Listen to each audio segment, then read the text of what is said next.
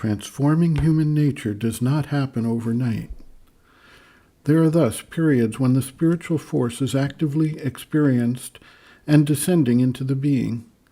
And then there are other periods where it needs to adjust the responses of the mind, the life energy, and the physical body to both hold and accommodate the impact of the force, and thereby create the needed changes. Sri Aurobindo describes this process as one of ascent and integration.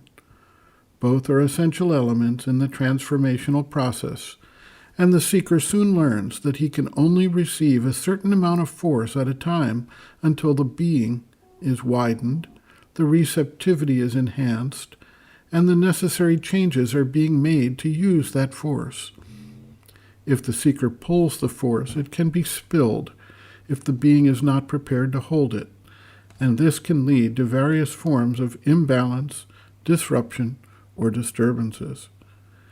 Eventually, the seeker also recognizes that the yoga is not fixated on accumulating experiences, but on the actual work of change needed to manifest the next stage of the evolution of consciousness, a work that involves addressing virtually every part of the being, every response, every reaction, every habit, every instinct, every trained action, to open the being to a new way of seeing, acting, and responding.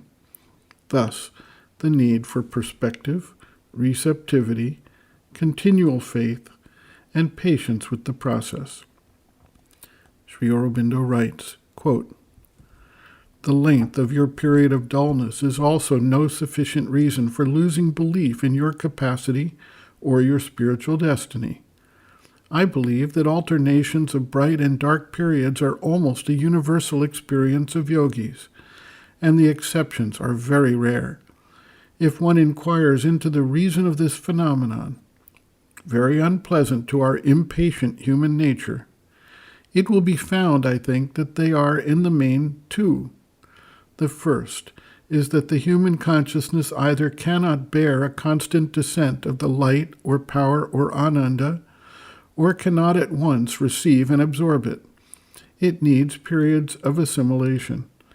But this assimilation goes on behind the veil of the surface consciousness. The experience or the realization that has descended retires behind the veil and leaves this outer or surface consciousness to lie fallow and become ready for a new descent. In the more developed stages of the yoga, these dark or dull periods become shorter, less trying, as well as uplifted by the sense of the greater consciousness which, though not acting for immediate progress, yet remains and sustains the outer nature. The second cause is some resistance, something in the human nature that has not felt the former descent, is not ready, is perhaps unwilling to change. Often it is some strong habitual formation of the mind or the vital, or some temporary inertia of the physical consciousness, and not exactly a part of the nature. And this, whether showing or concealing itself, thrusts up the obstacle. If one can detect the cause in oneself, acknowledge it, see its workings, and call down the power for its removal, then the period of obscurity can be greatly shortened, and their acuity becomes less. But in any case, the divine power is working always behind, and one day, perhaps when one least expects it, the obstacle breaks, the clouds vanish, and there is again the light and the sunshine. The best thing in these cases is, if one can manage it, not to fret, not to despond, but to insist quietly and keep oneself open, spread to the light, and waiting in faith for it to come. That, I have found, shortens the ordeals. Afterwards, when the obstacle disappears, one finds that a great progress has been made and that the consciousness is far more capable of receiving and retaining than before. There is a return for all the trials and ordeals of the spiritual life." End quote.